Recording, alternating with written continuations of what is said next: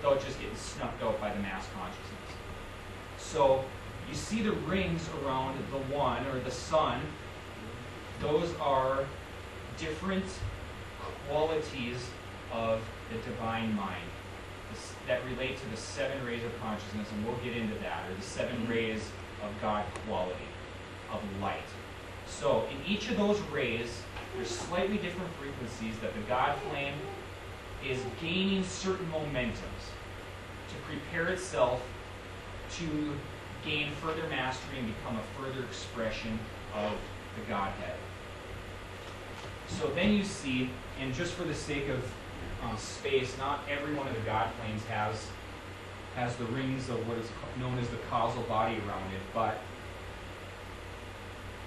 stepping forth then, you've got the 2 ion presences as twin flames right here, and the next step is to lower its consciousness to another vehicle as the Christ presence, or the Buddhic presence, the overshadowing figure. This is before incarnation on a planet such as Earth has even ever taken place. Long before. It's all preparatory work. So,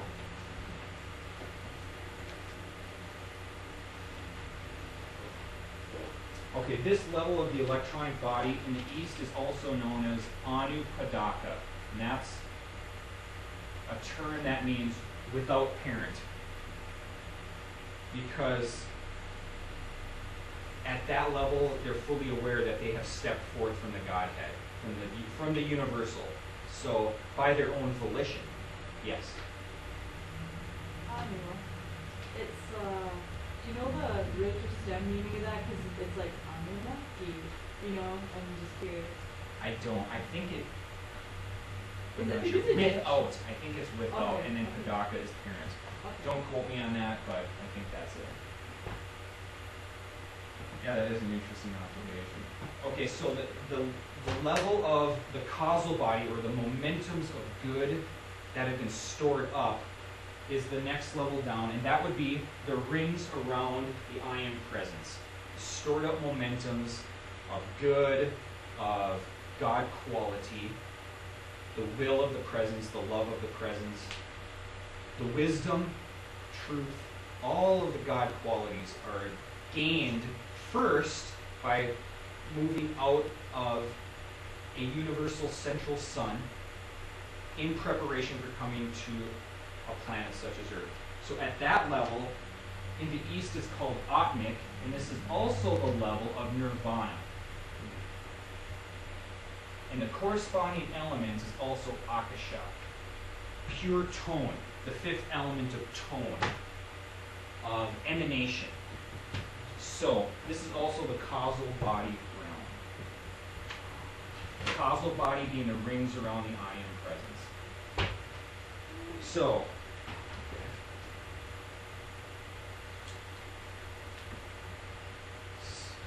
again, the ion presence steps down its vibration to another convenient vehicle in the Buddhic plane, and that is the level of the Christ presence, overshadowing the figure. So before we've even entered into incarnation, the preparations have been made to step down the frequency and the intensity of vibration from the ion presence to the outer self.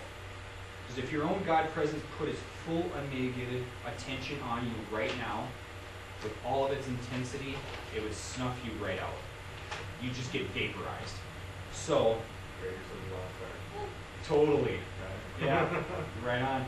So, the Christ presence, or the Buddhic self, the higher mental body, is kind of the mediator of stepping down that super intense radiation of the presence. So in this painting, you can see the ion presences with the shoulders over the Christ self. So you can see how we're moving towards different levels of planes of consciousness all in one snapshot, just for the convenience. So that's why I'm trying to give you this as well, to show you how the different octaves or dimensions are stepped down in intensity and in vibration or frequency. So, below the Buddhic plane, there's basically a ring pass knot at this level. A what? ring pass not, so to speak, where no discordant vibration can ever pass through. It's like a glass ceiling. These realms here are so divinely perfect and so unsullied that the Godhead has just made that a cosmic decree that you cannot enter these realms, and you can't take heaven by storm and enter these realms. I know a lot of people have tried, myself included, psychedelics and whatnot, but you won't be able to get past this realm in that state of consciousness. And just for an aside, a lot of the yogis in the East have done a very good job of reaching the level of nirvana. And we've all heard that term, it's pretty common. And the misperception they've had is that somehow or another, incarnation in a planet such as Earth was perhaps a cosmic mistake, or they somehow woke up in a prison house.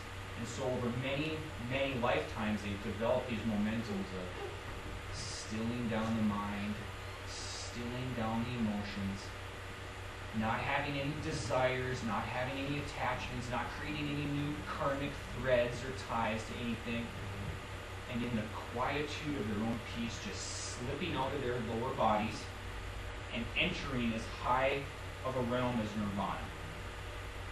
And the masters have explained that life streams have been successful at staying there for tens of thousands of years, but sooner or later, their own presence, wanting to gain the mastery that it had intended by incarnating on a planet like this in the first place, woke them up or brought them out of that realm, and then back they come into incarnation.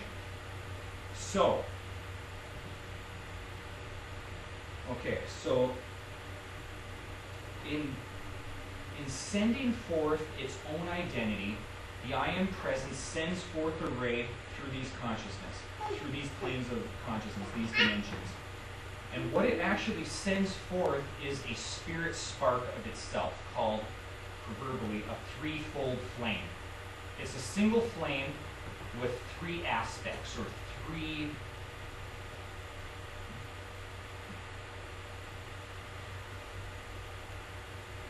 aspects, I guess would be a good word. It's a tripartite flame, a threefold flame of love as a pink plume, gold or yellow is like the flame of wisdom, and blue as the flame of the will, or the power of the presence.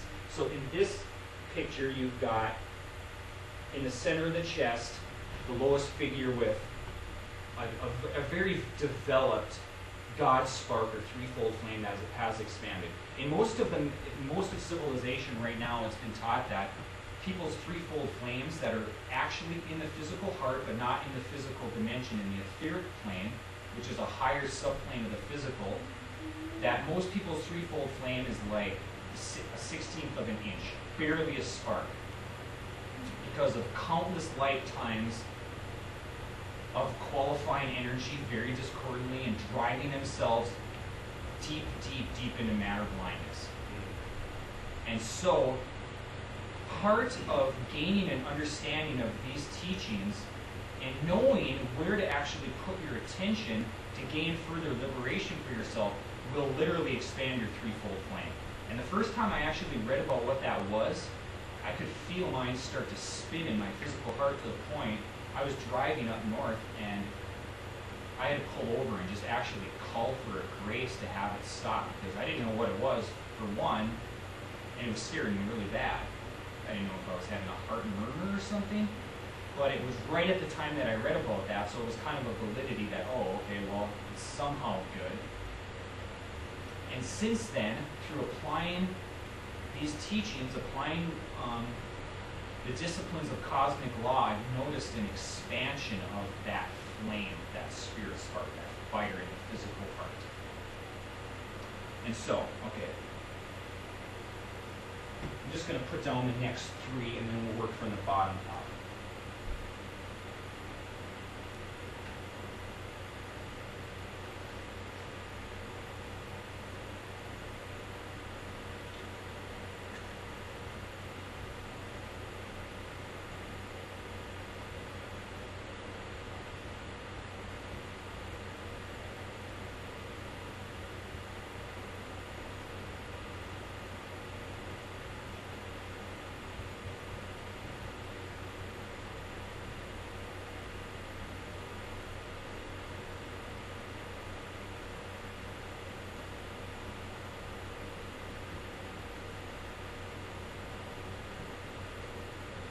So you'll notice that each of these lower planes corresponds to a different element. In this case, our physical body corresponds to the element of earth. The emotional body that we carry corresponds to the water element, the mind, fire, the memory, air. So, to gain mastery over such elements as these in a microcosmic level, the presence has decided that the best way to do that is to become those very elements. So in sending forth a ray of its own identity into this world, it literally becomes the earth current. And we don't feel those etheric waves of the earth current because we've always been them. We can obviously feel emotional energies, emotion or energy in motion all the time, good, bad, or indifferent. And this is also known as, the emotional plane is known as the astral plane. You guys have maybe heard of astral projection or things like that. When people expand their consciousness into a different plane, that's the plane of emotion, the astral plane. And then the plane above that is also known as the psychic plane. So when people have really intense experiences with psychedelics, they usually enter into the psychic plane and don't get past that. And it can seem extremely profound and extremely metaphysical, because it is, to our outer consciousness in a denser physical realm. And now, so within each of these realms they're divided into 7 subplanes. So in the earth dimension, the 7 subplanes would be this: solid matter being the lowest, liquid, gaseous, etheric, superetheric, and subatomic. So those are subplanes, and now each of these planes also has corresponding subplanes. So in terms of emotional relating to water, we're not talking necessarily about like the physical water element, but the cosmic flow of water. It's on a macrocosmic level. So yes. Like there's just an emotional ocean. Exactly. Absolutely. And around this planet, that emotional ocean, taken collectively, is pretty easy to see that the vibrations at that level aren't very good. Because what makes that emotional plane but the collective state of emotions of everybody on the planet? Which isn't very good right now, and getting actually worse. So the plane above that, the mind plane, the psychic plane, when you consider the collective state of most people's thoughts is completely unbridled, completely just a ping-pong game of endless stream of worry and all kinds of other things, you can see how the psychic plane is not a plane that would be very harmonious. So the higher subplanes of the mind plane is the plane of memory, or the storehouse of all of our earthly embodiments, known as the soul. So in the first golden ages, a long time ago on the planet, even before the fall of man, people never had a soul, because they never misqualified energy and developed an ego.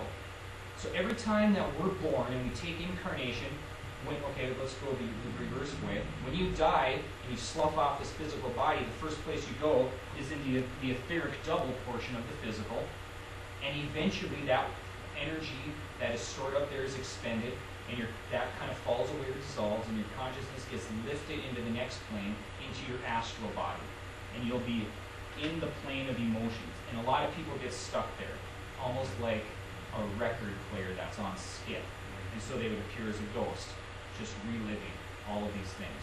And they haven't had any kind of spiritual momentum that would carry them and catapult them into these higher levels after they pass away. So, for most people, eventually that storehouse of emotional energy in the astral gets expended, and your consciousness gets lifted into your mental body in the psychic plane.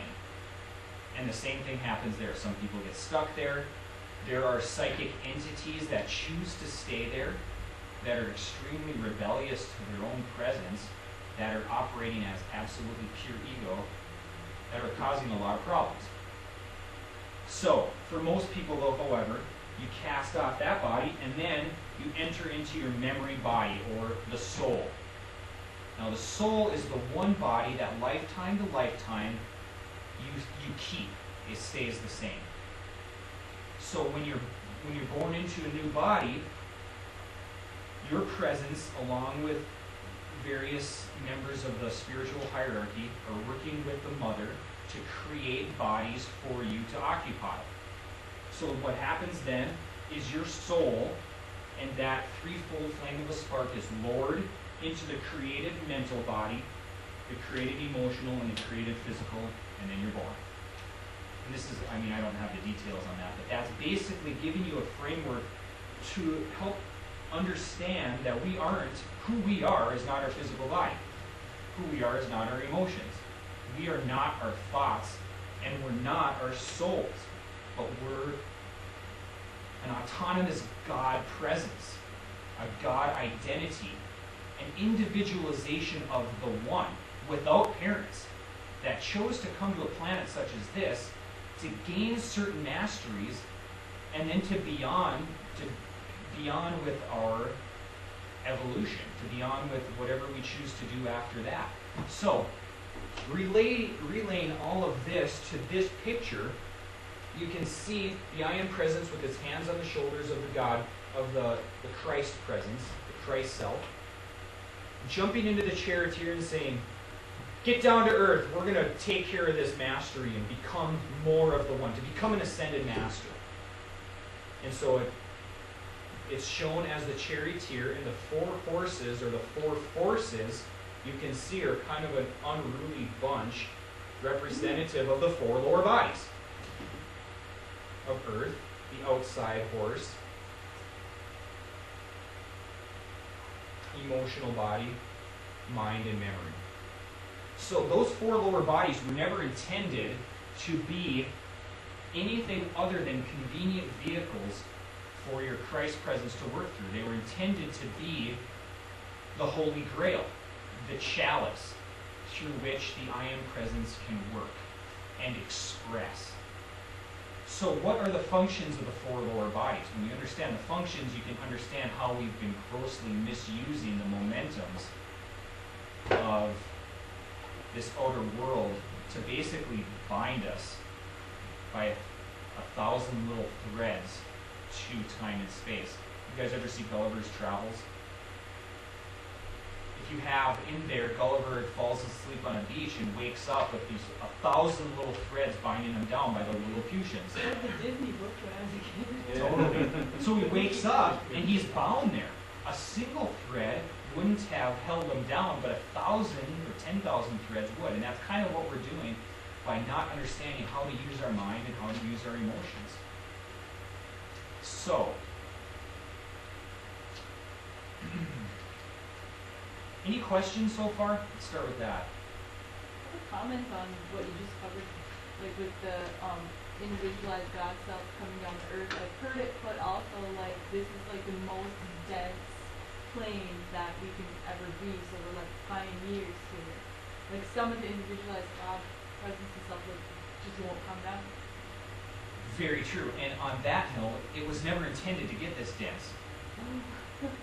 We were never intended to carry bodies that were so heavy, that were so inconvenient, that actually ever had any kind of discomfort.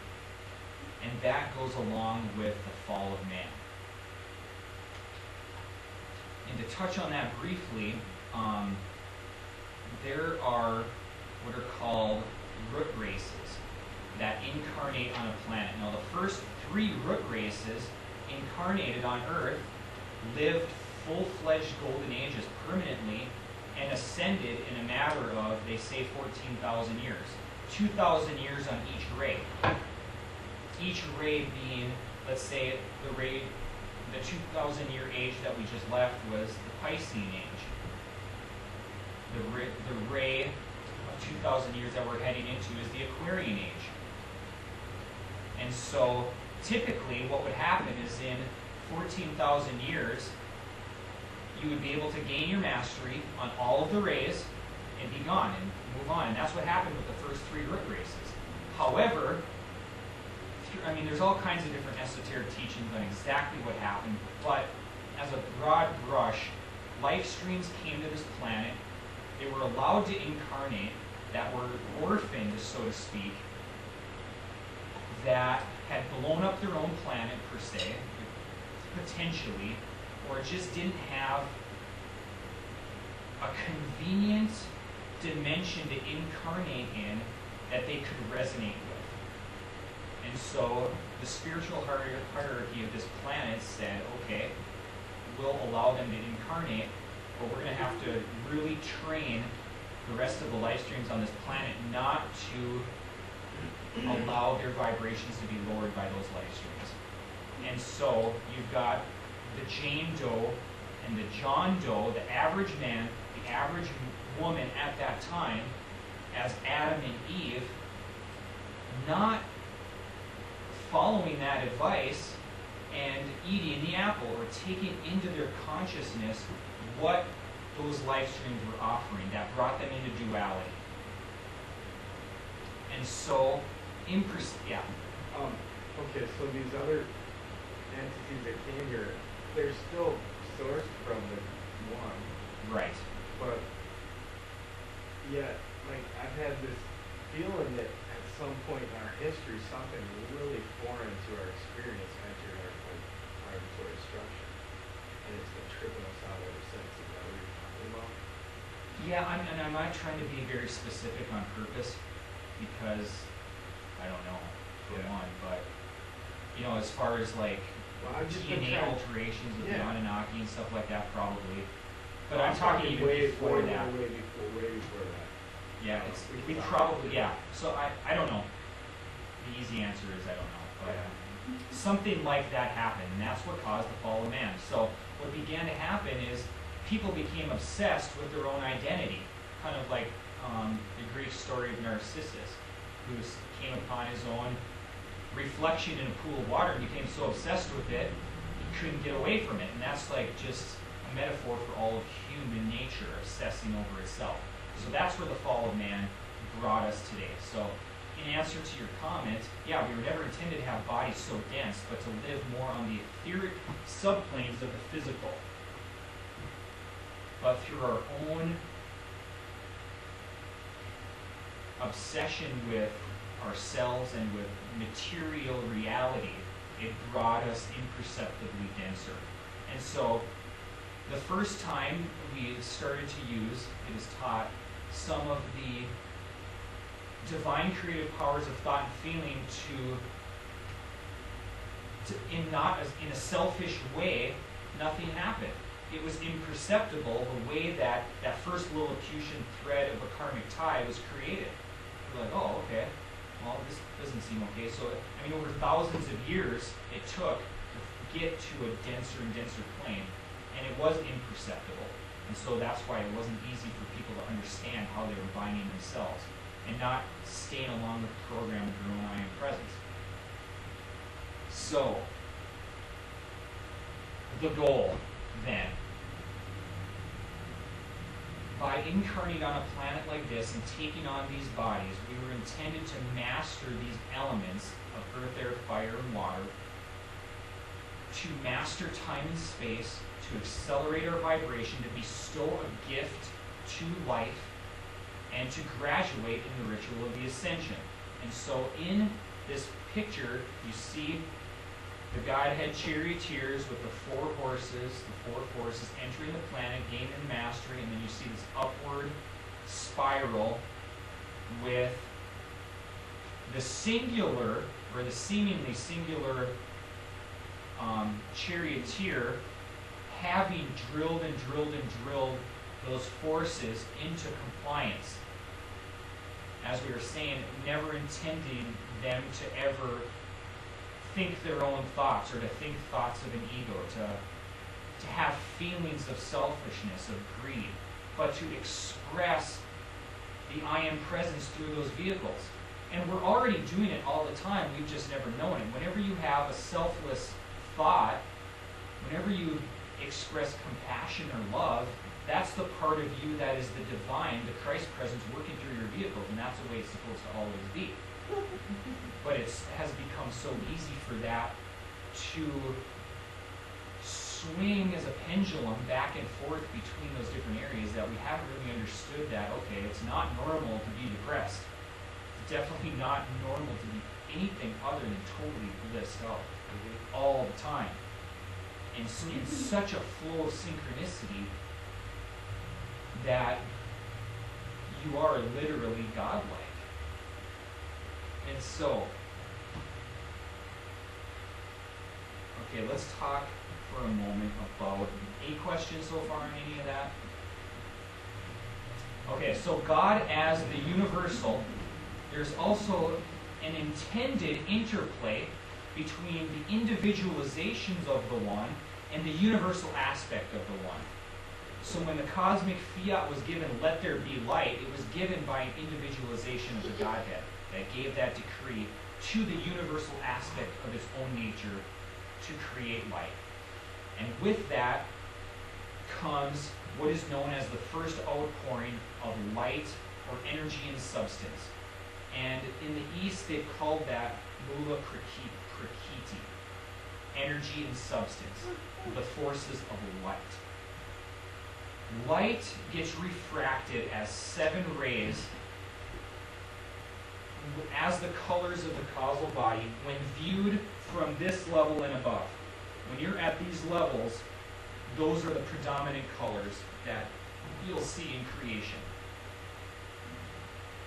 So, part of the disciplines that the masters have taught is how to use the creative words I am to invoke those rays of light, to do different types of things. For example, maybe some of you guys, I know some of you have heard of the violet flame, and you can see the lower figure engulfed in a bonfire of violet flame that has been invoked through the creative words I am. I am meaning God within me is. So, to give a kind of a little short background, okay, I think, okay, so, as a history of the teachings of the Ascended Masters, I'll give you just a quick snapshot so you have an understanding of the heritage and the lineage. And then, when I kind of give you that, then we'll jump back to where that golden thread goes all the way back from the time of the Symphony of Atlantis up until that point.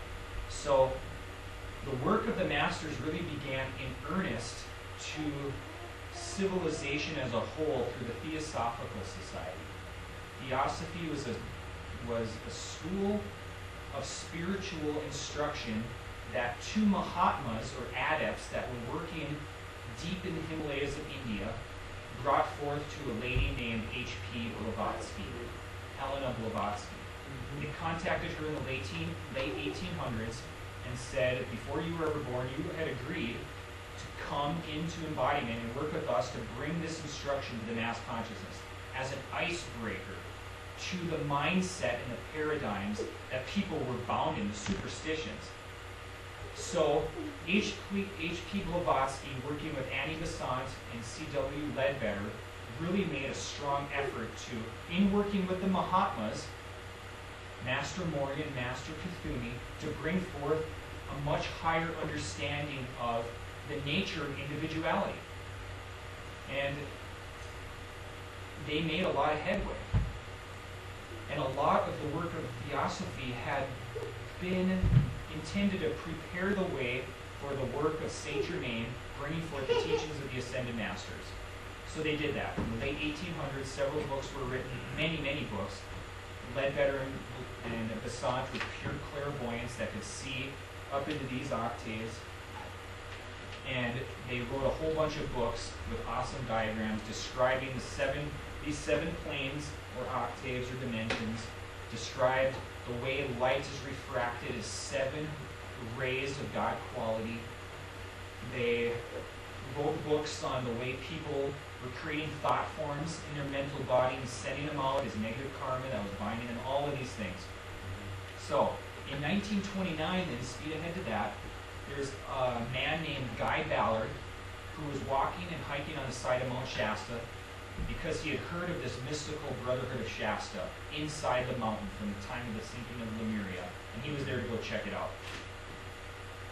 So, while he was just on a daily hike, a man appeared to him out of nowhere and began instructing him on the I Am presence, and it was the Ascended Master Saint Germain. You guys ever heard that name before? Mm-hmm. So, Saint Germain appeared to Guy Ballard and said again that if you accept, we're going to work together with various others of the Ascended Masters to bring forth this teaching as a completely clear instruction on cosmic law, to cast away all superstition permanently. And so the instruction that came forth used to be reserved strictly for extremely high adepts that had attained to a very, very high level of self-mastery, and were then welcomed into the retreats of the Brotherhood, where they were then given instructions on their I Am presence, instructions on how to invoke the violet flame, all of those things to catapult them into the ascension and do those final initiations from a very, very safe, super high vibing Ascended Master retreat. And so Saint Germain brought Godfrey, or Guy Ballard, into the internal areas of Mount Shasta, lifted his vibration into his etheric body, and they traveled all over the planet, going to all kinds of different Ascended Master retreats, showing him, because he was going to be teaching this instruction, that the ascension truly is the goal of life.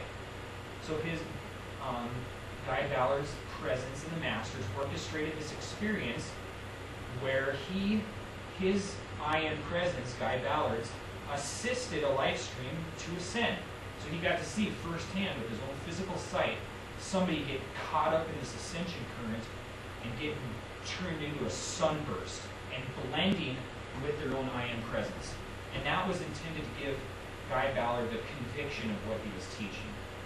And so he had a whole bunch of experiences like that.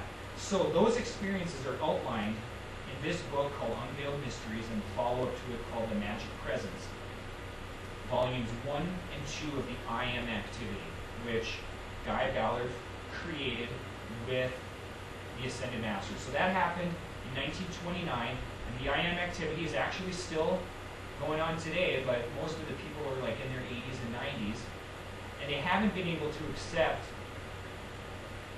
Ascended Master activities that were intended to pick up where the I Am activity left off. And that seems to be a strange faux pas among all Ascended Master activities. And I'll explain. A faux pas. Kind of, yeah, I know. I'm going to go back. So what happened was, Guy and Edna Ballard in the 1930s began the I Am activity, working face-to-face with Saint Germain and others of the Ascended Masters all the time. Their third eyes were open and they could communicate telepathically with the Masters, and they were bringing forth this instruction of the I Am faith, the I Am teachings. And so in 1939, Guy Ballard transitioned and he gained the ascension, and the whole activity was left to his wife. They were twin flames, anointed representatives or messengers for the Brotherhood. And after his ascension, the activity had gained over 1 million members, and it was clear that the two twin flames in embodiment together, working in that activity, held a balance for each other, a major balance, to stave off all of the fears, the doubts, the human questioning of the tens of thousands and hundreds of thousands of members that they have. So it wasn't as easy for her to steady that arc and keep the activity pure, and to keep it from rotting from within out. So eventually, there were all kinds of problems with the FBI, with tax problems. They were doing so much planetary good through invoking light, especially during World War II, that I don't know all of the details of the history, but eventually the Masters withdrew the sponsorship of that activity, especially after Lotus had transitioned and she gained her ascension. There was nobody to basically fill the gap in the activity. So speed ahead to 1962, I think it was. There was a man named Mark Prophet who was doing some work on the railroad and was approached by an ascended master and said, it's your divine plan, if you accept it, to pick up where we left off in the I am activity and keep moving forward with the teaching of the ascended masters. Of course, if you're face to face with an ascended master that just appeared to you as a blazing sun on nowhere, you're going to oblige, you know. So he did. And he was brought together with his twin flame, Elizabeth Prophet, and they created the teaching, or the Summit Lighthouse. And so that was a huge activity, and still is to this day, in the late 60s and through the 70s. Well, in 1973, Mark Prophet passed on, he gained his ascension, and this huge activity was left with Elizabeth. Well, she was another pure clairvoyant and was really getting into some heavy business with, like, what the sinister force on this planet was up to, and put a lot of her attention and the attention of thousands of people at the level of the psychic plane, involving like the Federal Reserve, the power elite, all of the bloodline families that are causing a lot of problems. And she was teaching people this, which it wasn't a bad thing, but they kind of lost the focus of where the masters wanted to take people. Eternal liberation through connecting with their I am presence and ascending. So that activity got steered into some really intense stuff. Where if you focus on that You four-dimensional magnetize nature, it. boom, there you are, Exactly. Where you And the put your bed. attention, there you are. Where your attention is, there you are. And so they magnetized all kinds of problems into their activity. Yeah. And the FBI got involved in that activity too, especially after she started talking about the Federal Reserve. Yeah. I mean, it caused a lot of problems because they were making specific calls to cosmic light to basically expose all of that. And so, what we were talking about, the different entities on the psychic plane directed life streams in the physical to try and shut that down, and it became a huge sword fight of light versus dark, and it just kept the whole activity in duality. So we're battling with our own ego. Yeah, you could consider your own ego the Antichrist, because it is keeping you away from the brilliance of the Christ consciousness. So, eventually, in the mid-90s, the Masters then withdrew the dispensation, and it was announced in that activity that the Masters were moving on, and they contacted two individuals named Carolyn and Monroe Shearer, and they formed the Temple of the Presence, which is in Tucson, Arizona, and that's why I live in Tucson. And so that's kind of a brief history of the teachings of the Masters. So, back to the words I am as being that trigger point to invoke light, we're going to read from volume 3 from the original I am activity, which is a series of 33 discourses that Saint Germain gave to Guy Ballard as direct instruction, whereas volumes 1 and 2, Unveiled Mysteries in the Magic Presence, are kind of like a story of his experiences with the Masters and all this really cool stuff he saw, whereas this one is just direct Ascended Master instruction. Isn't there, like, in the Ascended Masters, isn't there a bunch of volumes? Different volumes? Yes. Yeah, these are just, yeah. There's a whole series of these particular books that are like 22 in number, I think. Okay. But the first 3 especially are the foundational instruction. So from volume 3, we're going to read the first few sections where Saint Germain is instructing on the words I am. I am is the activity of that life. When you say and feel I am, you release the spring of eternal everlasting life to flow on its way unmolested. In other words, you open wide the door to its natural flow. When you say I am not, you shut the door in the face of this mighty energy. I am is the full activity of God. The first expression of every individual everywhere in the universe, either in spoken word, silent thought, or feeling, is I am, recognizing its own conquering divinity. And so that would be the original proclamation of the God flame having stepped out of the central sun, or the universal. The student, endeavoring to understand and apply these mighty yet simple laws, must stand guard more strictly over his thought and expression, in word or otherwise. For every time you say, I am not, I cannot, I have not, you are, whether knowingly or unknowingly, throttling that great presence within you. Because you are affirming that the divine within you, the I am presence, is not those things, which it can't be those things. But you are trying to, it's just another one of those little Lilliputian threads tying you to a state, because you are impersonally feeding the energy of your I am presence into the very condition that you don't have. So when we communicate with one another, I am sick, I'm feeling down, blah, blah, blah, you are, whether you believe it or not, you are literally sending forth the energy of your I am presence into that very condition.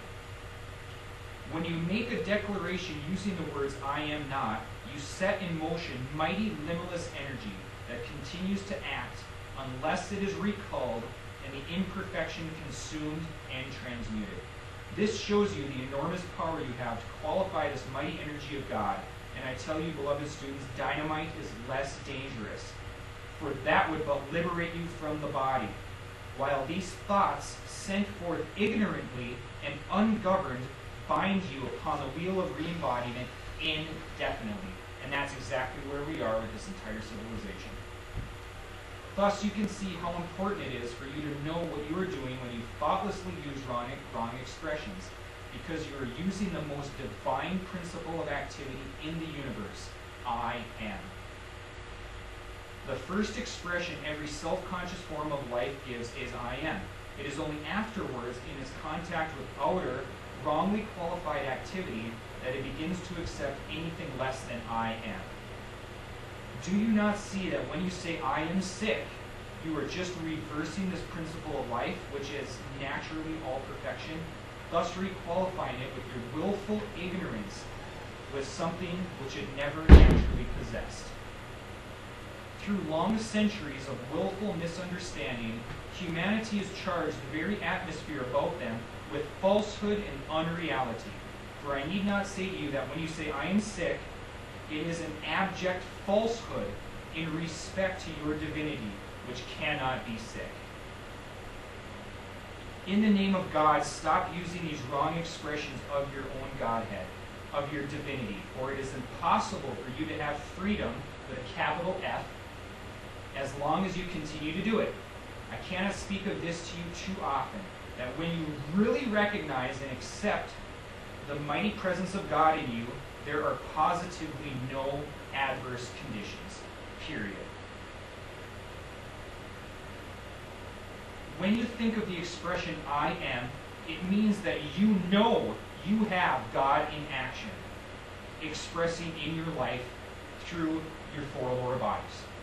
God is expressing your divinity, your own I am presence is expressing through your mind, is expressing through your feelings, through your physical body. In thus reminding yourself of this invincible, unconquerable presence, you keep the door open for its pure, invincible essence and intelligence to weave into your outer expression that wondrous perfection. So it goes on and on with various expressions of the words I am and how that triggers that release. So when Jesus said, I am the resurrection and the life, he gave forth one of the mightiest utterances that can well be expressed. When he said, I am, he did not refer to the outer expression, but he did refer to the mighty master presence, God within, because he repeatedly said, I myself can do nothing. It is the Father within, the I am, that doeth the works.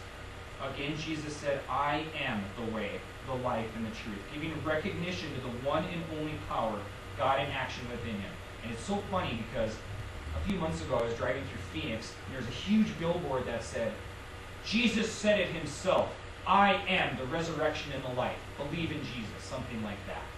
Which is just such an interesting misperception of what that was supposed to be referring to. It's so easy to think that he was talking about the outer ego, the man, Jesus. So, Again, he said, He also yeah. said, the least among you will do far greater things than I. Absolutely. So, These works that shall makes you it that do, one, and those, yeah. absolutely. Absolutely. And he said, I am the light that lighteth every man that cometh into the world, prefacing every statement of vital importance with the words, I am. Contemplating I am as anything and everything you wish to be is one of the mightiest means of elucidating the inner God power, love, wisdom, and truth, and setting it into action in the outer experience. When you recognize and accept fully I am as the mighty presence of God in you in action, you will have taken one of the greatest steps to liberation. And I can tell you with absolute conviction that that is true. I've proven this to myself over the past 3 years in such an unbelievable way. To just keep buoyed up, to be able to identify your identity as an individualization of the one is so liberating, and comes with it just a constant flow of love, of synchronicity that just keeps your head above the waves of the astral plane, keeps you out of the discordant vibrations of the psychic plane, keeps your head kind of up in here. So, one more section here. Okay. Keep reminding the outer activity, the outer consciousness, that when I say I am using infinite God power.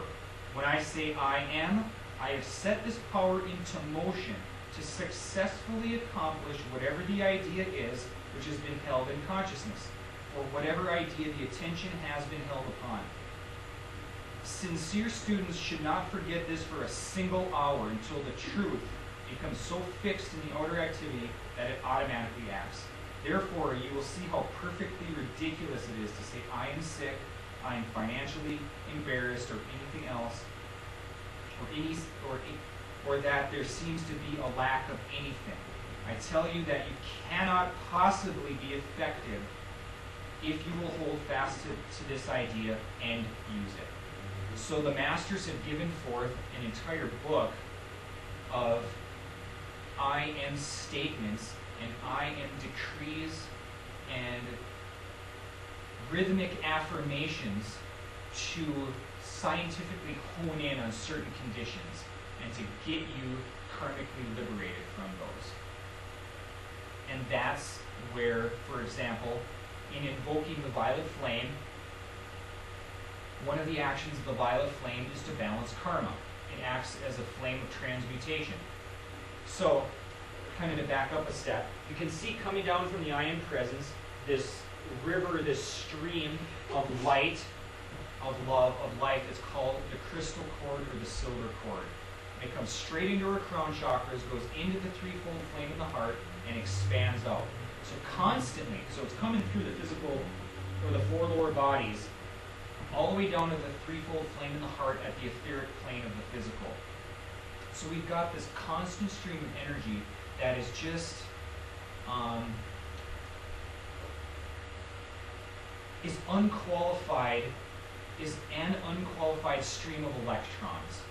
Not the electron that science has known, but the smallest unit of energy. In the East, they called it the Ani. So that's another interesting thing. The smallest little component of energy, in this case, is referred to as an electron. So we've got this constant stream coming down into our heads of a crystal cord, and when babies are born, for the first several months, you can see the crystal cord, the soft spot in their head. And so 24 hours a day, without possibly, you can't stop it, you've got this flow of energy coming into your four lower bodies. And it is constantly subject to every thought, every single feeling, every word, and every deed. So if you look at the collective thoughts and feelings of our entire civilization, they're constantly qualifying this flow through the crystal cord in extremely negative, fearful ways. And what that's doing is coming through their consciousness, being qualified and being catapulted out, only to come back to them after gathering more of its like vibration to be balanced as negative returning karma. So oftentimes when we wake up and you kind of feel heavy, it's your own misqualified karma coming back to you. That doesn't have to be an experience. It doesn't have to be a car crash or a broken leg or anything like that. It can be a miserable mood. It can be a thought of maybe a past event or a future experience that you just can't get out of your head that is constantly then being fueled with more emotional substance and being sent out once again. So without our civilization knowing where to put their attention for their own freedom, they're going to constantly and forever ignorantly revolve past returning karmas and then qualify those karmas with more of their crystal cord energy. And that's exactly what's happening, bringing them further and further into matter blindness. And so what that does is creates, as that energy comes back to them, it creates a veil over their consciousness at this level and lower. An energy veil, an E-veil, an evil.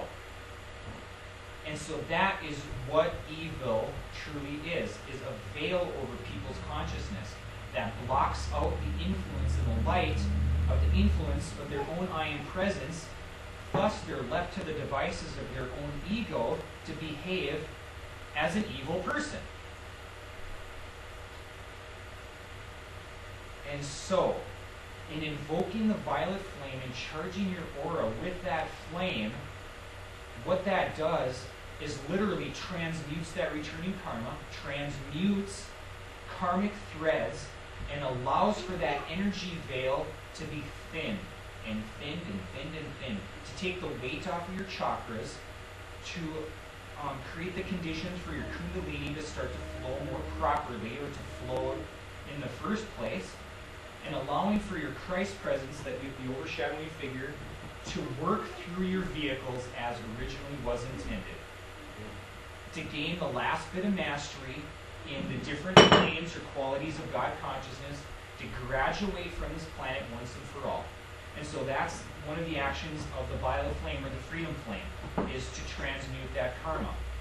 And now each of the 7 planes has, or the 7, you can see it as bands of the causal body, has a different function. Now, when we qualify that energy of the crystal cord in a selfless way with love, compassion, gratitude, adoration to the divinity of others, we're qualifying that energy in a positive way, which then goes straight up to the causal body, into the band of the causal body that is resonant with the qualification that it was given. Any questions so far? Is this making sense? Am I talking too fast? I have a question for you. Yeah. Well, about the violet flame, like specifically, is it best to like do it like 3 times a day, or could you almost always, like when you think of it, like put it up in your mind? Totally, absolutely. And when you get it charged in your aura, simply putting your attention on that will release the flow from your presence, and you can feel your nerve endings tingle.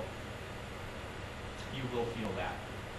And before we leave, I'll give you guys, I think I've got copies for everybody, a packet of different affirmations and decrees that will do that very thing. Will invoke light, using I Am statements in acknowledgement of your own divinity as your I Am presence to trigger that release. Now, the original functions of the 4 lower bodies were intended, again, to be the holy grail for your Christ self to work in this octave, to work in this dimension. So the proper functioning, when, let's say using the violet flame, you start to get your body's cleared up, to get all of the debris of lifetimes worth of momentums reversed, what will happen is your 4 lower bodies will begin to function the way they were originally intended. And that is this. The memory body was originally intended to be the body to focus your attention, to magnify the momentums of your causal body out into this world. So when you focus your attention on something very specific and hold it there, that's your memory body doing that action. And so you look at ADHD, and I work as a substitute teacher in Tucson. Oh, man, you're lucky to have 3 minutes worth of attention from the kids these days, due in large part to their diet, due to extremely poisoned water, video games, TV, and all of the other things have such a cumulative effect on their consciousness that they can hardly focus their attention at all. Besides having that body, that memory body, be completely bogged down with soul momentums of lifetimes of self-indulgent activity. So the mind was intended to be the body where your Christ presence, under the direction of your I Am presence, can lower a thought form to be like as a hologram, like a three-dimensional hologram of an idea of an engram from the divine mind, lowered into this world that you're supposed to capitalize on, like a really good idea.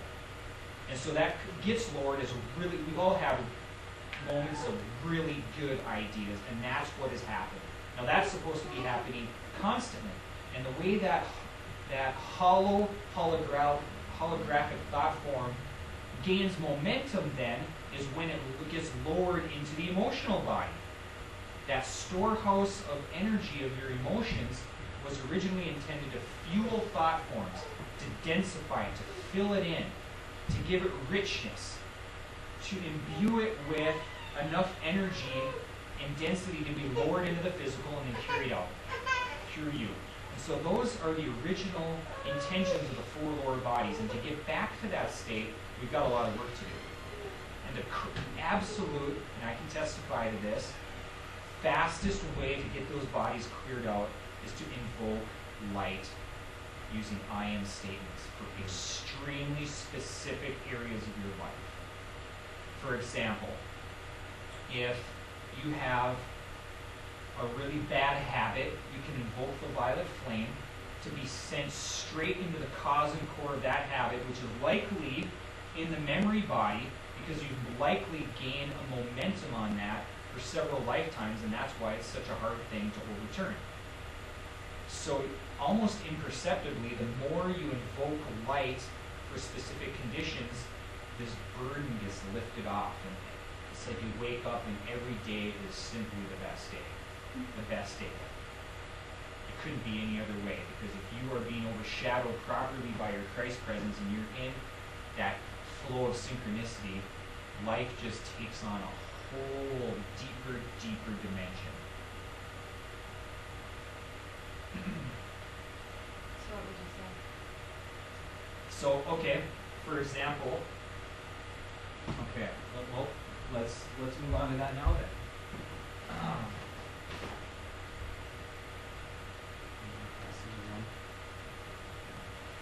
So the Masters, Saint Germain in particular, has given very, very specific commands and decrees using I am statements to invoke light. In the past, such expressions have been very universal in nature, such as the Om, or mantras like Om Mani Padme Om, things like that, have been addressing the Godhead from the universal standpoint, because they haven't had an understanding of their own I am presence. So I would consider the decrees such as this as laser surgery to the conditions, rather than just a broad, yeah, exactly, just a broad universal expression.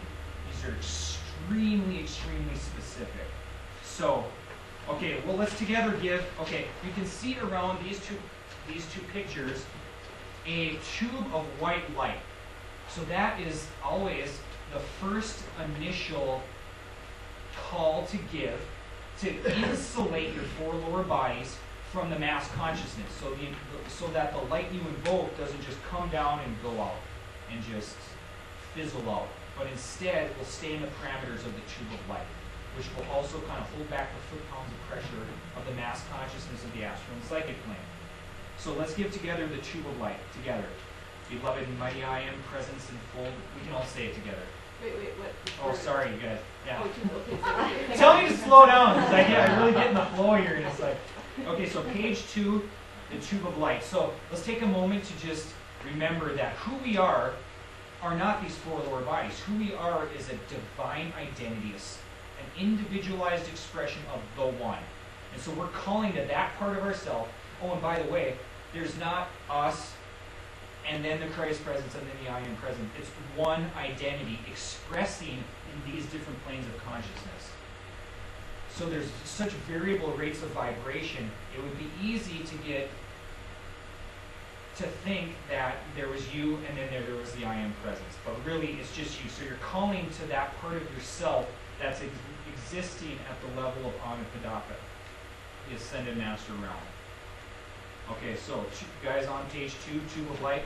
So what you would do is make this call, and I usually give it 3 times, first thing in the morning, along with a series of these other calls, but just for the sake of it, we'll give it once today. All right, together. Beloved, mighty I am, presence enfold me now in thy mighty, magic, electronic pillar of Ascended Master light substance. Make it so powerful that no human creation can pass through. Within this mighty tube of light, blaze thy violet transmuting flame in through and around my 4 lower bodies and consume everything less than thy perfection. In its place charge my world and all I contact with the Ascended Master consciousness, and with the substance and consciousness of each one of the Ascended Master's living presence and activity. See that this light keeps me invisible, invincible, and invulnerable to everything but thy almighty presence, and infinitely sensitive to thee and thy divine perfection. So it's something that you would give. You know, it's easy to memorize. So in the mornings when I wake up and do some other preparations, I'll go in front of my altar, get into a state of meditation, put my attention on my presence, and give that 3 times, all the while envisioning this cascading flow of light going around like 9 feet in every direction as the tube of light. So then, you're simultaneously, automatically, it says right in there, invoking the action of the violet flame. But there are even more specific flames. So, okay, some of these other ones, we'll just go through these quick. Adoration of the living God is on page 2. Continue on page 3. Is a further acknowledgement that to the source. By giving that acknowledgement, you literally open wide the ability of your presence to work through you. So there's an I am Lord's Prayer. You can see that some of these are by specific Ascended Masters. I am affirmations on page 6. And by the way, these are all taken from a much bigger book. That's like 80 pages long or something with extremely specific calls to different rays. But let's move ahead to, okay, so on page 11, well, first you see on page 9 it says calls for protection. And page 11, there's a decree to Archangel Michael. And that is a very useful decree to completely keep your world in a spherical bubble of blue lightning from the archangels in the angelic realm. So it's a rhythmic decree that does that very thing. It draws forth the band or the ray that is the blue ray of the will of the presence, the power of the presence, the protection of your presence, and then being reinforced by the realm of the archangels. So it's a rhythmic decree that, okay, well, let's give it one time through, and I'll lead. So you give it at not a monotone, but a mono pitch. Okay? So it rhymes, and part of the function, and I was going to get into this and I forgot, of then the lower bodies is the physical body has the ability to use the throat chakra to decree, to command through the spoken word. And what we're doing here is literally a spiritual science, or the science of the spoken word, to invoke light, to invoke specific actions to take place. And in this case, we're invoking the action of divine protection. And you can see on the page The page before that, page 9, you're calling to Archangel Michael, to the Archie Faith, to Jesus, to augment the action of your own presence to give you that protection. So a very easy practice you guys could do each day if you're already into meditation and you really want to take it to a super cosmic level and accelerate your own pitch and to connect with your own presence faster than any other discipline I've been able to, that I've ever discovered, is through the science of the spoken word. Starting out with, let's say, a tube of light 3 times, maybe a couple of these other calls, giving this rhythmic decree to the angels, and then finishing up with the violet flame, which is the last page on here. We'll give that last. And when you're in your own space, even you're speaking out loud. Yeah, oh, I'm belting this out. Yeah. But not, and then what you're doing then is you're imbuing the word with the conviction of your emotions, with the enthusiasm, knowing that who's doing the speaking is not the ego, it's your presence. You're liberating your presence to work through your vehicles, and that can only cause elation. It can't cause anything less than excitement. So naturally that will happen. And then the way you would use the faculty of your mind is through visualization. Through visualizing the tube of light coming down. Through visualizing angels around you, sending forth blue lightning into your aura. To create a spherical bubble around you. To use your mind to visualize the violet flame billowing up from below your feet to above your head, transmuting karma, to keeping the thoughts and opinions of your family, of your friends, of your co-workers, keeping all of that completely just reflecting off of you, or a benefit to them being transmuted in your charged aura. So let's give the Archangel Michael one time through. And what it is basically like in a song, like a verse, chorus thing. So the first little stanza is a verse, then you give the chorus, then below that is a second verse, and you go up to the chorus. Yes? Archangel Michael is not an ascended master, so what is an archangel? Or is... He would be considered, he likely, and I can't say with absolute certainty, took incarnation on a different planet in preparation for service to a planet like this. Okay, just wondering. So, okay. There are definitely cosmic beings working with this planet that have never taken incarnation on this planet, that are long, like millions of years ago, Manvantara's worth of epochs of time ago, where they gained their own mastery, and through then, once you gain the ascension, as you can see again in the upward, that's just the beginning. Then opens up a whole vista of God reality to express, to potentially create a solar system of worlds such as this, to create a planet or a home for incoming God flames to incarnate. So, any other questions so far?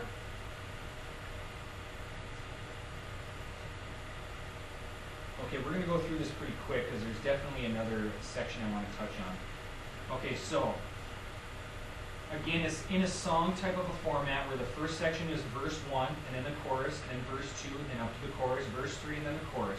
Then we'll give the coda and the closing. So again, it's in a single pitch, there's a rhyme, and there's a rhythm. So if you're not able to keep up with what I'm doing, or don't feel comfortable, I don't care. Just join in if you feel comfortable, and if not, that's fine. But this is, I'm trying to give you extremely practical tools to use daily to free yourself from your own karma, to free yourself from the karma of our entire civilization, which I think it behooves us to do considering this state of affairs on the planet now, where the planet is heading, and where it needs to go. So literally, what you're doing by doing this is disentangling yourself from karmic ties to the mass consciousness. So if there's potentially certain cataclysmic returning karma coming to the planet, you won't be affected by it. If there's shortages or lack of any necessities due to karmic momentums that are coming back to roost to this civilization, you won't be affected by it. because you will have systematically not only transmuted that, but you will have taken the high road of self-correction and not been forced by your own presence in the I am presences of the civilization to let returning karma be the teacher, which is what happened on Atlantis, which is what happened on Lemuria, and to go back to a veritable stone age of consciousness. So that's where these teachings become eminently practical. And not only that, but you're identifying who you are as your I am presence. You're not identifying yourself as a mortal, as a human, as an ego. So, okay, so to call forth the action of Archangel Michael and of divine protection. And I'll give you guys one short example in my own world. One night I was laying in bed, having a hard time sleeping, so I invoked some violet flame, and I was just really getting into it. And I opened my eyes, and there was this huge dark shadow pressing in, like I could feel this energy, like attempting to press in on the light. And what it was doing was feeding off of that light. And it was likely an astral or a psychic entity that I couldn't see physically except as a shadowy form of really, really negative energy. It was like, oh! So I immediately put my attention on Archangel Michael, and it was gone like that in a flash. So it just kind of, through my own experience, proved that, yeah, you do have to invoke some sort of protection, a tube of light. And then in invoking the blue flame, you're invoking the current of divine direction from your own presence to help get your life in attunement with why you were born in this particular lifetime in the first place, to get you back on track, and it will absolutely do that. Okay, so, together. Prince Michael, Archangel, and legions of light, I need thee come quickly to banish all fright. Blaze thy blue lightning, release cosmic fire, seize every appearance of human desire. Bolts of blue lightning descend from above, shatter all darkness opposed to God's love. Sword of blue flame and sheets of white fire, raise record and memory higher and higher. Saint Michael, Archangel, great world of power, O champion my cause with each passing hour. Blaze thy blue lightning, release cosmic fire, seize every appearance of human desire. Bolts of blue lightning descend from above, shatter all darkness opposed to God's love. Sword of blue flame and sheets of white fire, raise record and memory higher and higher. Lord Michael, Archangel, great sword of blue flame, protect us, defend us in God's I am name. Blaze that blue lightning, release cosmic fire, seize every appearance of human desire. Bolts of blue lightning descend from above, shatter all darkness opposed to God's love. Sword of blue flame and sheets of white fire, raise record and memory higher and higher. Okay, so that was one time through, and if you were done, you'd give the coda and then the ending. But if you wanted to keep going, you'd just go back to that first stanza, that first verse. So when you gain a momentum doing this, man, you will feel like Natural woman. maybe if you're the omega flame of the iron, you'll feel an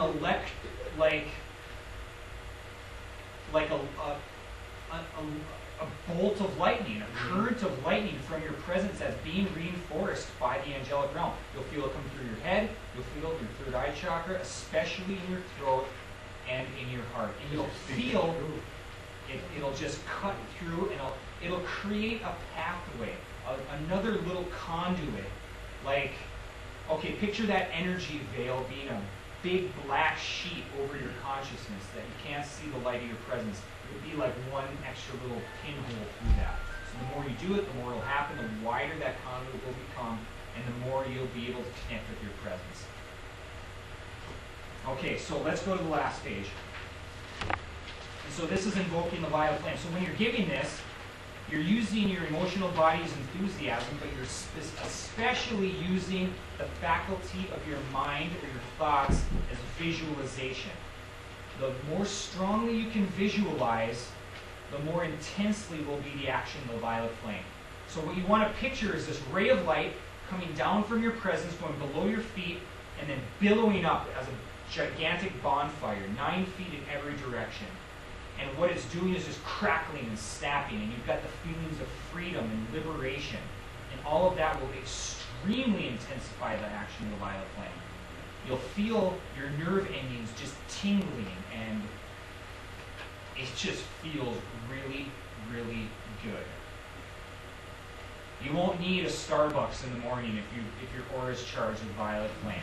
And in fact, when you get a strong enough momentum, if you smoke a joint, it will bring you way down. You will be up here, and it immediately will bring you down into the psychic plane or the astral plane, and you'll know it. And it'll happen that quick. Especially if when you really get a momentum going on this and your chakras start to function properly. By the way, an improperly functioning chakra for most of the planet is this concave, involuted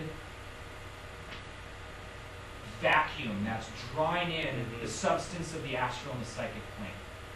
So when you start to invoke this light, it'll also clear the pathway for Kundalini to rise. It'll pop out the chakras to a convex action. And you will feel, especially in your chest, over your heart, and with the threefold flame billowing up, it'll feel like this sun is just pressing out. You'll feel your crown chakra as though somebody took a can open to your skull and just opened it right up.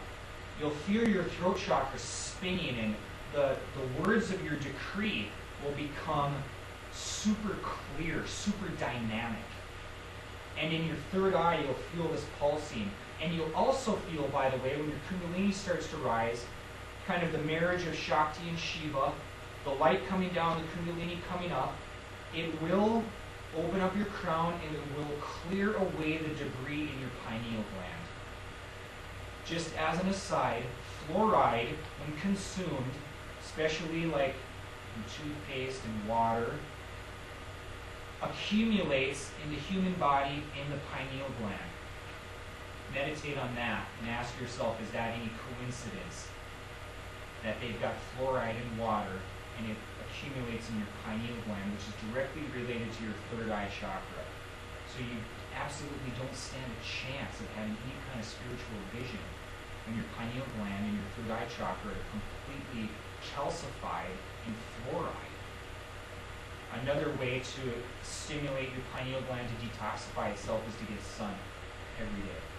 20 minutes of sun. That type of stuff too, absolutely.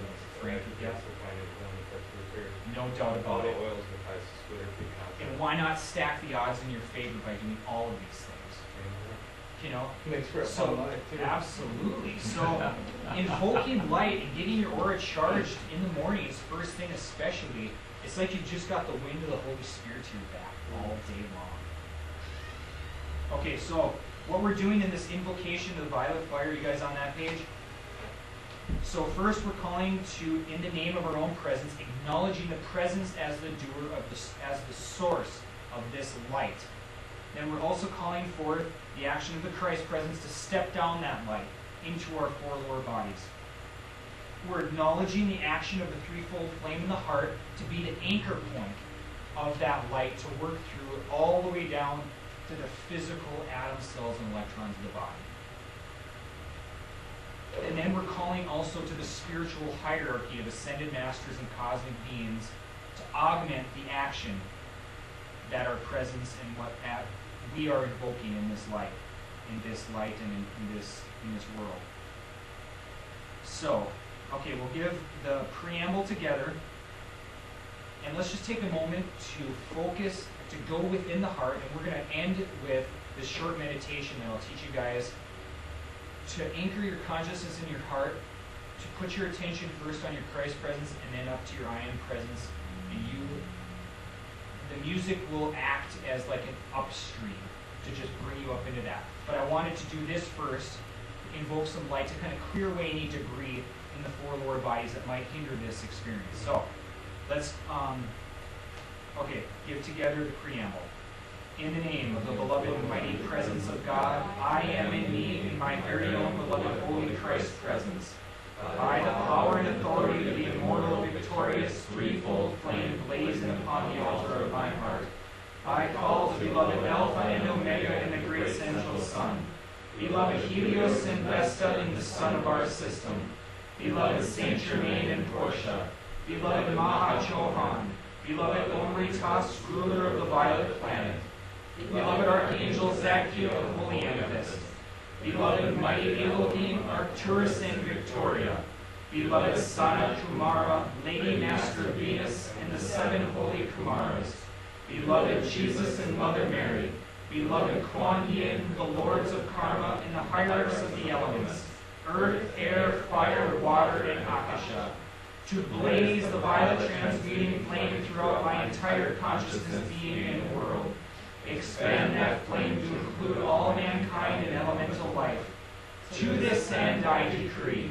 Okay, how about this? I'll give it the first time through by myself so you guys can hear the rhythm, feel that cadence, hear the way the rhymes, to think about the words that are being said as you follow along, to more easily hone your visualizations.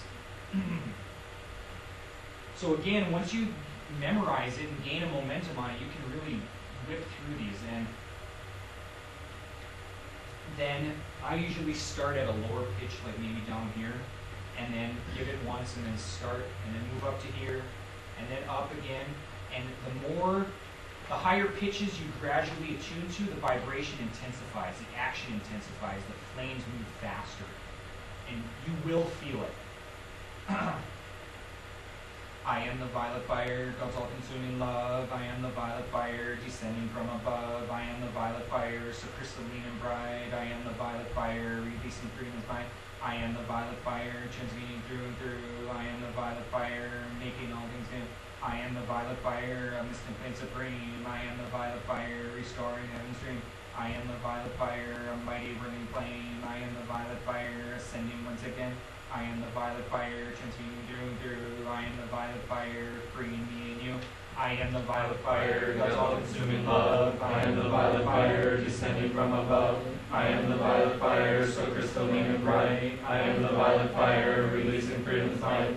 I am the violet fire, transmuting through and through. I am the violet fire, making all things new. I am the violet fire, omniscient and supreme. I am the violet fire, restoring heaven's dream. I am the violet fire, a mighty whirling flame. I am the violet fire, ascending once again. I am the violet fire, transmuting through and through. I am the violet fire, freeing me and you. Okay, and so Saint Germain the Masters brought forth rhythmic decrees to stack the odds in your favor in using rhythm, in using rhyme, and in using extremely specific, intentional words for a specific end. And so even before, like after I give the preamble, I'll take a moment to just make personal mental calls to specific conditions in my own life. Whether I need to have the way cleared away for a new job that needs to come through, any other kinds of freedoms, I mean, whatever is weighing heavy on your mind or on your consciousness. So, that's, I mean, what the teachings of, huh? Is violet fire. Yeah. Do you want to share that decree about the command for the freedom that we so desired? That you told me about? Yeah, I don't really know exactly how it goes because I kind of made it up. But yeah, I would say like, yeah, in addition to that, you can give specific calls like, I am the presence, commanding and demanding greater freedom to be expressed in my life now. That will literally loose your presence. And it doesn't, oh, by the way, when you're giving these calls, not all of the energy and light that's being released comes through your consciousness. But a lot of it gets sent out as light rays, as beams, directly from the level of Anupadaka, the Ascended Master Octave, that realm, from your electronic body, into those conditions. So all of a sudden, let's say you're working on just a situation in your life that needs some kind of a resolution, let's say a family member. All of a sudden you'll be making calls to that condition and it'll just dissolve away like it never existed. And it will be forgotten. The cause-effect record and memory of that condition just gets swept up like it never existed, because truly, in the divine imagination, it never did exist in the first place. And so, kind of, as one further aside here, the history of the teachings of these, or the teachings of the Ascended Masters, these aspects of cosmic law aren't new. This isn't something that was just suddenly dreamt up or concocted by the Masters. This has been something, this esoteric teaching has been taught strictly in the highest retreats of the Brotherhood until recently, because of where the cycles of this planet are likely to be headed. So it was deemed necessary by the spiritual hierarchy to again clear away all superstition, to bring forth these teachings to really give a clear understanding of who we are, where we came from, what we should be doing, and where we're going. So there is a lineage or a heritage of hard-won victories that the Masters brought forth after the sinking of Atlantis to bring people to where we are right now. In this specific country, by the way, where a race of people could incarnate to come into the consciousness of their I Am presence. So if you take the word America and you rearrange the letters, coincidentally you get the words I am race. Which, by the way, isn't a coincidence. America is a land that the Masters have been holding where we would have enough freedom of time, freedom of energy, and financial stability where we can talk about stuff like this in a room like this in comfort, where we don't have to be constantly worried about feeding our families or eating or clothing, all of that stuff.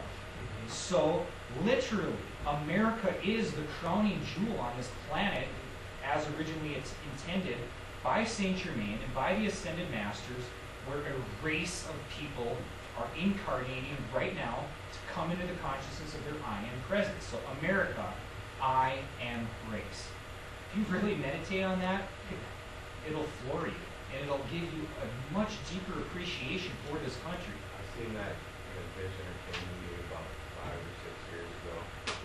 Thursday. Right on, dude. Psilocybin, powerful consciousness activator. And no doubt. And I don't mean to diss psychedelics at all, because I wouldn't be where I was if it hadn't been for such little experiments.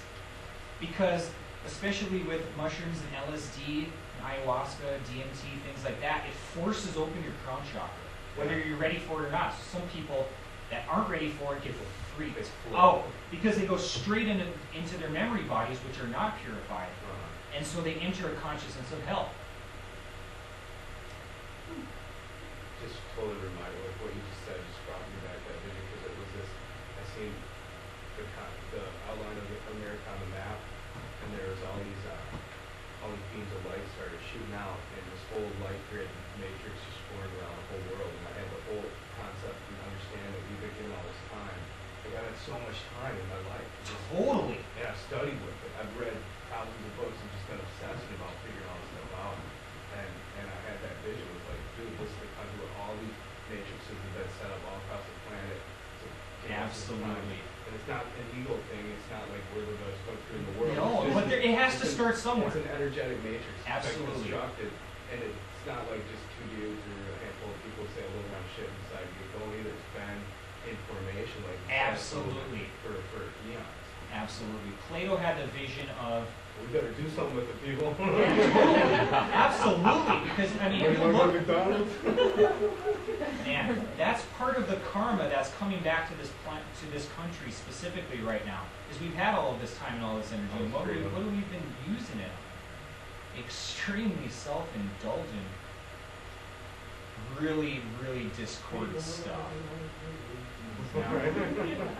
So who knows what kind of lifetimes we've had about feeding into those momentums, that it truly does behoove us to learn these laws, to learn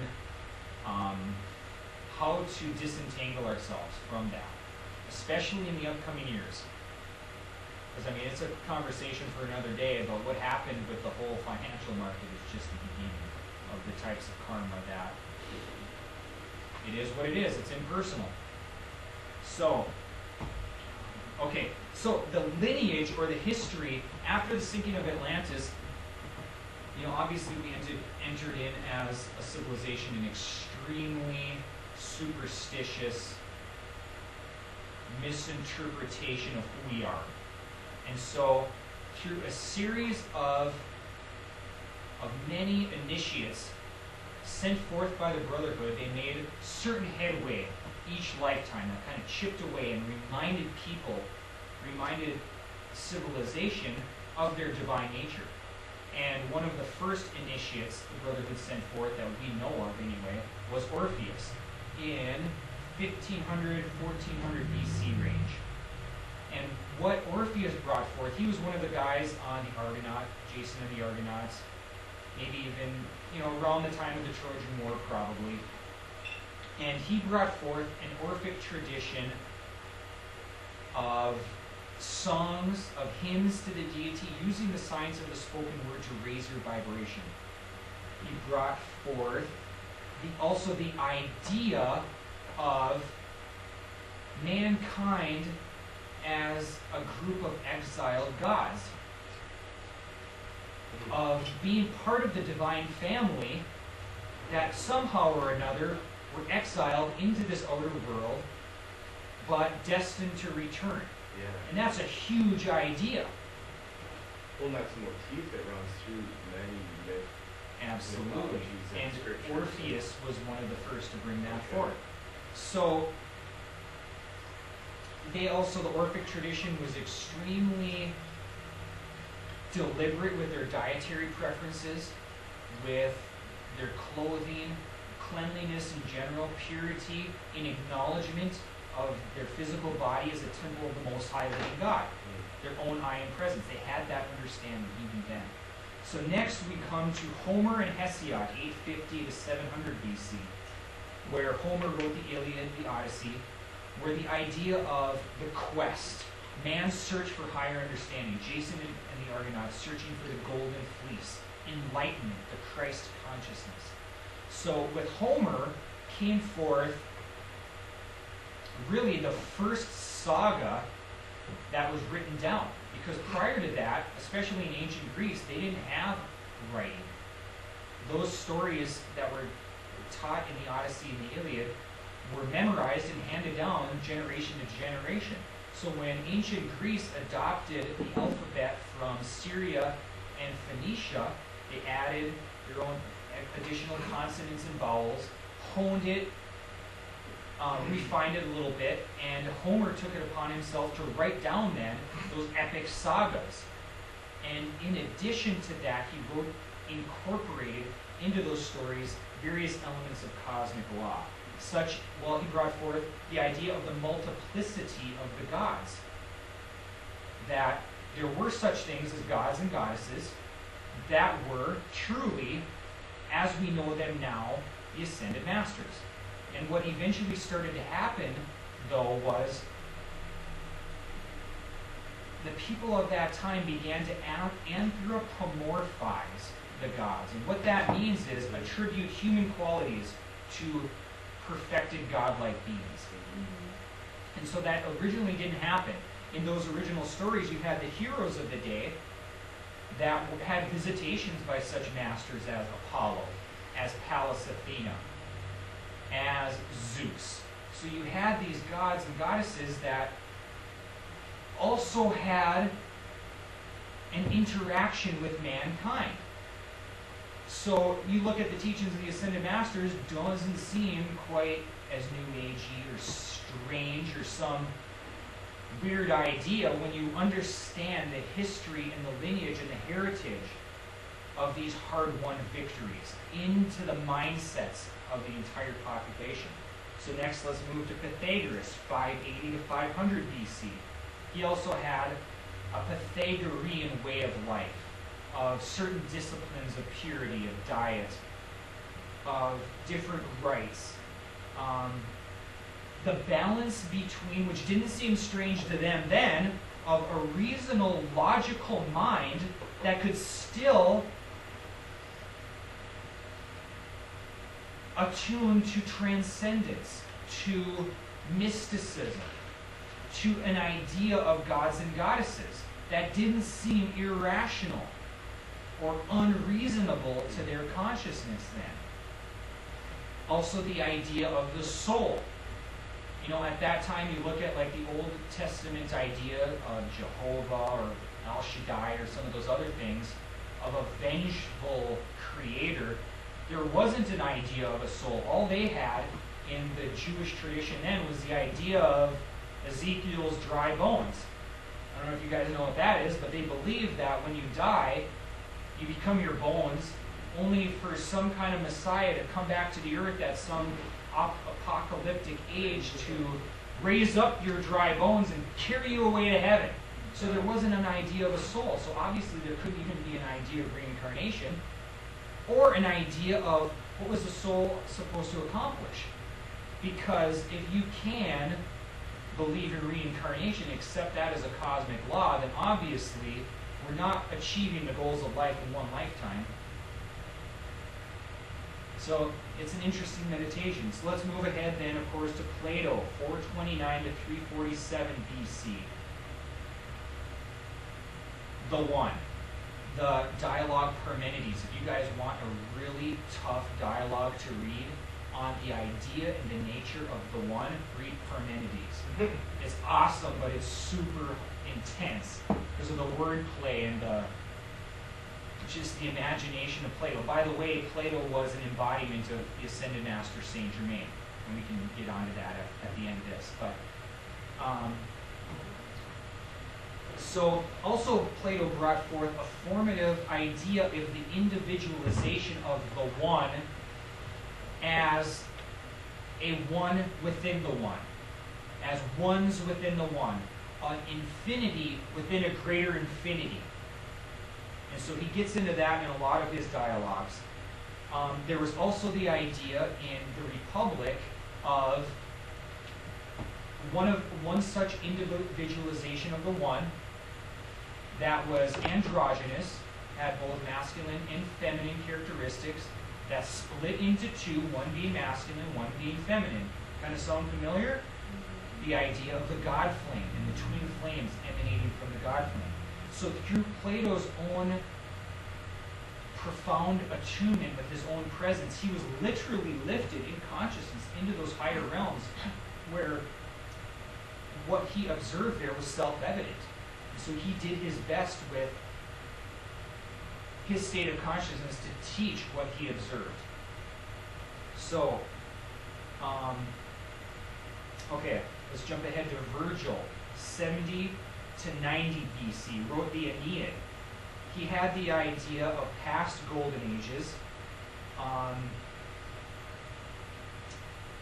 forgot what another great contribution he had in that, but of course we've got Jesus, who demonstrated all kinds of these cosmic initiations, oneness with the Father, which was, in Jesus' case, was supposed to originally demonstrate once and for all what the nature of an individual was and where we were headed. What the divine inheritance of an individual was, the kind of mastery we were supposed to be able to demonstrate in union with our I Am presence, and what the culmination of this earthly life was supposed to be in the ritual of the Ascension. And once again, reminding you that ascensions don't happen publicly. Another example, though, of an ascension in the Old Testament was Elijah, and carried up in a chariot of heaven where the spinning wheels began to activate. And that was what the clairvoyant saw in the spinning of the chakras, and Elijah being caught up in the whirlwind action of the ascension current. Yeah? You don't think that was UFOs? No. Extraterrestrial or exoplanetary physical ships? Or... They were probably there then, I would say, but in that specific example, it was likely a physical ascension, whereby Elisha, his disciple, was a previous embodiment of Jesus. Where if you remember in the New Testament, the disciple said, well, you know, a lot of people don't think you're the Messiah because the prophecy says that Elijah was supposed to come before you. Well, guess what? He did in the person of John the Baptist. And they didn't recognize him, of course, cut off his head, but he was the harbinger for Jesus. Elijah being John the Baptist come again, paved the way for his disciple in that previous embodiment of Jesus as Elisha. So that's just one little kind of esoteric, fun little thing to meditate on. Okay, let's jump ahead then to 205 to 270 AD with the teachings of Plotinus and the Neoplatonic understanding. They had picked up where Plato left off, especially with the idea of God the One and the idea of perfect forms or perfect patterns that are supposed to be lowered from the divine imagination through the four lower bodies. Plotinus picked up on that and also further developed the idea of the Trinity, which, by the way, another aside, after the different conferences of, what is his name, Constantine, in I think it's 4th century AD, they didn't have a theological framework for the Roman adoption of Christianity as a state religion, so they borrowed the writings of Plotinus, the idea of the Trinity. God the Father as the Father, God the Son is the divine mind, and the Holy Spirit. So you can see how down through these, we've spanned a course of almost 2,000 years right there, and we're not even up to the present time, where there were hard-won victories that really in this era culminated with the Neoplatonic philosopher Proclus, who lived 410 to 485 AD. He further developed on almost all of the writings of Plato, because it has been taught that that was another embodiment of Saint Germain. So Saint Germain was embodied as Plato, wrote all of the dialogues, probably had other embodiments, but Proclus then was another embodiment, a reincarnation of Plato, later to be Saint Germain, that read his own works and said, okay, I can take it the next step further. And that was the absolute intention of the brotherhood in sending forth these initiates. These are just a handful of examples that are common to people. And I don't know all of the ones. I'm sure there's any number of them in the East, through the Bhagavad Gita, the Vedas, the other sacred scriptures of Hinduism, But as far as a development that has led us to where we are right today with the teachings of the Ascended Masters, this is the most clear golden thread to be traced. So with Plotinus, you had the individualization of the gods as henads. They were called henads, and hen was a Greek root word that meant one. So he had also the further development of the ones within the one, and he also understood the role of the Christ presence, which he called daimon, D-A-I-M-O-N, as an overshadowing presence that would help guide you through life, a golden, shining sun of a mind, of an overshadowing assistance to your life. And so after, another interesting little aside, after Christianity was adopted, they had to decide on what wasn't acceptable. So anything that didn't really conform to the idea that the world was created in 6 days, or that the earth was the center of the universe, had to go, including the idea of the daimon, which became demon. Pretty interesting, that history. So you can see that really with the lifetime of Proclus, we entered into the Dark Ages, especially with the book reading of the Library of Alexandria and all kinds of other dogmatic principles that got proliferated throughout the whole ancient world.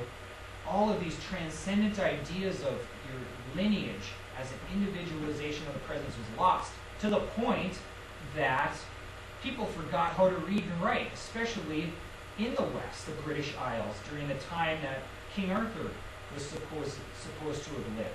We don't have any of that stuff because of the dogma that people accepted, fed into, and wholeheartedly gave everything they had to defend. So it's really powerful to trace this lineage of the teachings of the Master back to that time, because it's it puts it in a whole different context, the stuff we talked about the first hour here, So Any questions on all of this stuff? And just, again, this is an extreme outline and an extreme overview of the teachings of the Masters.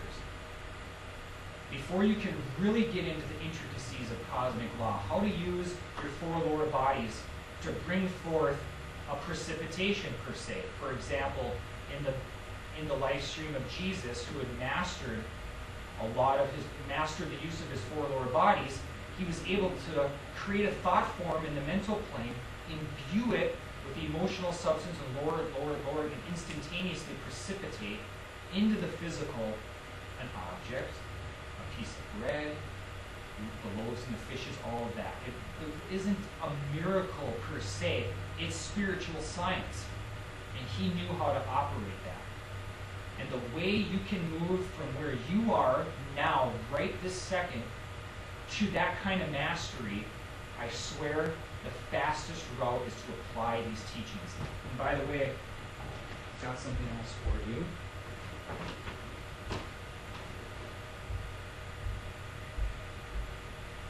It's just like a little card you can put on your altar, keep in your car, whatever you want to do with it. That's just a miniature portrait of the presence. It also gives a little short synopsis of some of the stuff we were talking about, and then also the website to the Temple of Presence.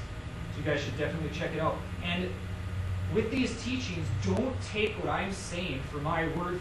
Don't take my word for it. Prove it to yourself. When you connect with your presence and you invoke light and feel it working through your nervous system, and you get divine guidance or really good ideas and synchronicity just flowing through your world, that is all the evidence you'll need. So, with that, can't thank you guys enough, because boy, like I tell you, when I start talking about this stuff, man, I just get electrified. I love it, because I have proven it to myself. I know firsthand the truth of these teachings, without any doubt. So, and thank you, Pat. Thanks for offering this space. So, any last comments or questions or clarifications or anything you guys have? Again, that was a pretty brief overview, and I skipped over a lot of stuff that I can't really think about. Can't think very much. I'm not reminded of now. But in terms of tools, practical solutions for your life that you can start using right now, now you know where to put your attention. And during your meditations, I would say, just as a quick little process, put on a piece of music that doesn't have words, that's really peaceful and harmonious. Enter into your heart. When you close your eyes, just picture that you're in your heart. And then just direct your attention upwards with that type of visualization, especially, after having invoked some violet flame, and you'll get lifted up into it. And when you send forth just like a wave of gratitude to your presence, it'll be like a ping pong type of thing. You'll send forth a wave and it'll just come right back. You'll feel it coming washing down into your crown and just moving through you. It feels really, really good. It brings forth such a wholeness and a sense of completeness within yourself, where you will have then built your house on the rock of truth. You will be unmoved by anything that happens, because it pales in comparison to knowing who you are, to knowing that you are an infinite source, that you'll be less and less reliant on outer world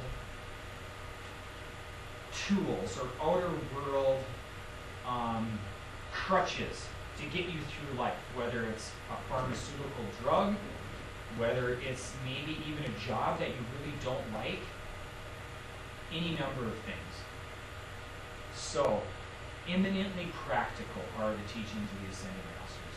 So on the website, on the back of this, at the bookstore, if you guys are interested, you'll see a whole series of the Saint Germain series on this, which I would recommend starting with book 1, which is kind of the introductory, just called Unveiled Mysteries.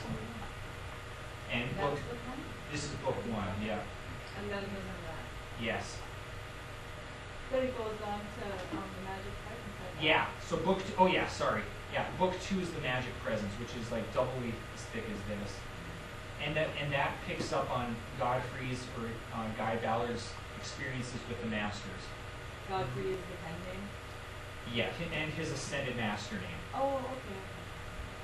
So, I'm trying to think, okay, just a couple of fun little word things to leave you with too. You guys take the word salvation and break it down, you get salvation. Self-elevation. Salvation. Because the only way to achieve the consciousness or the freedom of salvation is to elevate yourself. And now you have the tools to do just that. We talked about the word evil as an energy veil. There is no heart of evil. There's no such thing as an absolute evil. All there is a divine spark that has been so covered up in an energy veil that they naturally behave like an evil person. And so, okay, even the word Christian, you break that down as Christ I am, you almost get Christian. The earliest Christians, especially the disciples, had a clear understanding that Jesus wasn't the exception to the rule. That we are all Christs in the making, intended to rise into the Christ consciousness. So there was one other good one. Oh yeah, America is the I am race. Yep, anyway, so oh, by the way, okay, so these planes of consciousness, it looks as though they're kind of going up, and that's just easy to depict in terms of elevating and vibration, but this is a better depiction. So the center being the God flame, and as you move out, you can see right here, this would be that ring pass knot of purity, of perfection that cannot enter. And the further out you go, the appearance or illusion of separateness becomes pervasive. You see what I mean? So this is just a separate eye picture. So to get to the level of your I am presence, let's say as this spoke, moving in, you have to go within. It isn't something that you can find without. But it's almost as though you go within, and as soon as you thread that eye of the needle, you get opened up into another realm. And it's not a realm that you'll necessarily see or register with your physical senses, but there are spiritual counterpoints to our physical senses that need to be developed. And the more often you traverse those realms, connect with your presence, invoke the vital flame, the more those senses will be developed. So here's another way to depict the different planes of consciousness with the earth or the physical element. The way you would go in, up, thread the eye of the needle, and come out into a higher plane, until you get back to the level of the God flame or the one. So you can see also how the one steps forth, sends forth a ray of its own identity as a God flame and into a specific realm. It doesn't just go nowhere, but the first emanation as the God flame goes into its own realm as I. So that kind of comes full circle. Thanks, you guys. All the time. Yeah. Yep. And hey, just to throw it out there too, if you do have any further questions or want to know more about anything, either check out the website or email me. And my email is scifever, the letters SCIFEVER. I was a big fan of the string cheese incident for a long time, so that's where I got that, SCIFever, at yahoo.com. And as a quick aside, if you guys aren't doing anything tonight, Pat's band is playing at the Lake Avenue Cafe tomorrow night, right? That's what right. time? 10 o'clock. Yeah, baby. Free? Free show. Cool. Come get down. Right on. And I'm in a band called Flam Sharam. I don't know if you guys have ever heard of that, but we're doing a solstice party, I guess you could say, at the Thirsty Pagan in Superior, formerly Twin Ports Brewery. What time is that starting? 10. Oh. If you like the funk and you like to dance, go check that out. That's in my top 10 favorite bands of all time. They rock. Totally. Thanks. So yeah, that's Monday night in Superior at the Thirsty Pagan. 10 o'clock. So tomorrow night, Lake Avenue, if you guys aren't doing anything, so figure I'd throw that out there as long as we're getting into the vibes. This type of vibration that we're experiencing now will definitely be carried over Monday night for the solstice. Especially if we're all there. No doubt about it. My buddy Chuck's got these huge crystals. We're going to create a crystal matrix and get some incense and stuff going. So that's Monday night. All right, thanks you guys. Another note, if anybody likes the flyer, I brought all the extra flyers. They're super powerful, super healing. They're on this table back here. And we do events like this more and more here at Rooted Folks, so just if you want to know more about more events, rootedfolks.com. Check it out. It's all about raising that vibration, raising that consciousness level, and spreading the wisdom. So thanks everybody for coming. Yeah, thank you guys. Thanks for hosting. Oh, So yeah. that was a mindful, huh? Yeah. You guys I home? think yeah. Oh, here's the rest of it. We have 3 rooms up here. Advertising. Still there, but. Come at me. Yeah. For a while now. Oh.